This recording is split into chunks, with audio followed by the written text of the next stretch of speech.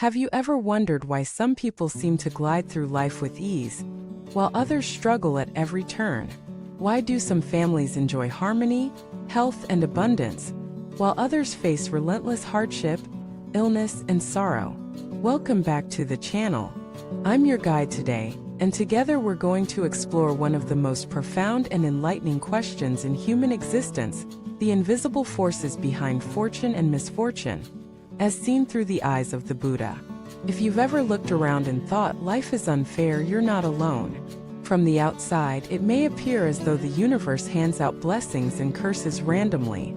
But in the teachings of the Buddha, there is nothing random. Every joy, every sorrow, every twist of fate is deeply woven into the fabric of cause and effect. And once you begin to see life through this lens, the world no longer seems so mysterious. The key principle is simple, yet infinitely deep: karma. Not karma in the casual sense, as in what goes around comes around, but karma as a universal law of moral causation. The Buddha explained that everything we experience, our relationships, our health, our fortunes, and even our lifespan, is the result of seeds planted in the past, often lifetimes ago. Let us begin by examining two types of people. First, the ones who live seemingly blessed lives. These are the individuals who, even without much education or cleverness, are surrounded by supportive families, enjoy good health, and rarely encounter serious problems. Their lives unfold with grace, as though the world itself wants to see them happy. Then there are those who are constantly beset by difficulties. No matter how intelligent, hardworking, or kind-hearted they are, they face obstacle after obstacle: failed relationships, financial ruin, chronic illness, and tragedy. Why this disparity? The Buddha taught that it all comes down to the accumulation or absence of virtue. Virtue in this context doesn't just mean being a good person once in a while. It means living in a way that consistently cultivates generosity, compassion, patience, and moral discipline. These are the qualities that generate the invisible currency of merit. Merit is not just a spiritual concept, it's a metaphysical resource. Just like money can buy comfort in the material world, merit buys comfort in the existential world. It creates the conditions for smooth relationships, natural luck, and spontaneous support from others. Their essay saying from ancient times, "The house that accumulates goodness will surely enjoy blessings." And this is not mere poetic tradition, it's spiritual physics. When you act with virtue, you align yourself with the natural order of the cosmos. You stop creating conflict and start generating harmony, both within and without. Consider the famous general of the Tang dynasty, Guizhi. He held immense power, yet lived with humility, respected his elders, and treated even servants with kindness. He avoided arrogance and resolved disputes in his family with wisdom and calm. His family thrived for generations not because of his wealth or status, but because of the moral foundation he built. On the other hand, how many people have you heard of who rose quickly to fame or fortune, only to fall just as quickly? Behind the facade, they mistreated others, disrespected parents, indulged in excess, and ignored ethical boundaries. Their downfall wasn't punishment, it was the natural result of depleted virtue.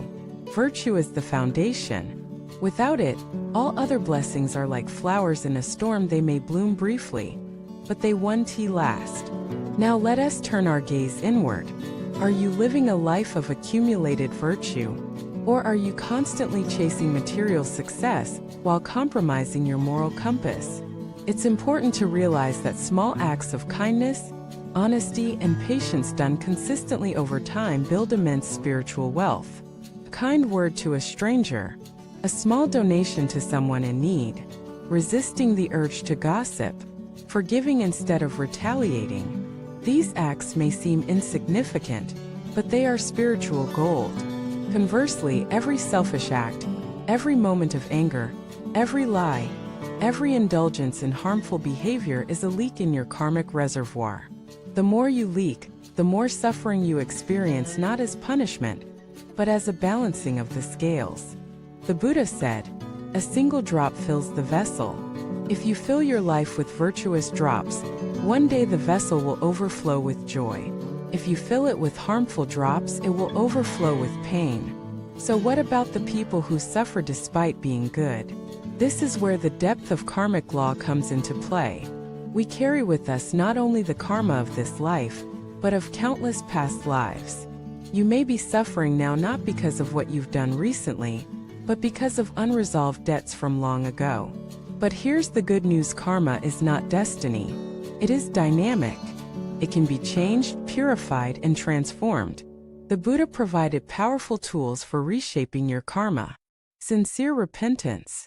When you acknowledge your mistakes without excuses and generate true remorse, you begin to dissolve negative karma. Devotion to good deeds. When you actively cultivate generosity, service, and kindness, you generate fresh merit that begins to outweigh old debts. Mindfulness and meditation. These practices clear the fog of delusion and prevent the creation of new bad karma. Chanting the Buddha's name. This is one of the most direct ways to purify the mind and realign with virtue. When done with faith and sincerity, it creates powerful protective energy around your life. Think of merit like an invisible bank account. Every kind action is a deposit. Every harmful action is a withdrawal. When your merit is abundant, you move through life like someone with good credit. Doors open easily, people trust you, and obstacles dissolve. When your merit is depleted, even simple things become difficult. People mistrust you. Projects fail. Health deteriorates. This is not fate. It's feedback. And once you understand it, you can begin to make new choices. You don't have to become a monk or a saint. You just have to start living intentionally. Wake up each day and ask, how can I contribute to someone else's well-being today? How can I restrain my impulses and cultivate patience? How can I speak truthfully, act ethically, and think compassionately? As you begin to do this, your life will change, not instantly but undeniably. The storms will become lighter. The path will become clearer. The right people will begin to appear. And slowly, you will understand the hidden architecture of reality, that your thoughts, words, and deeds are the blueprints of your destiny. Thank you for watching this video.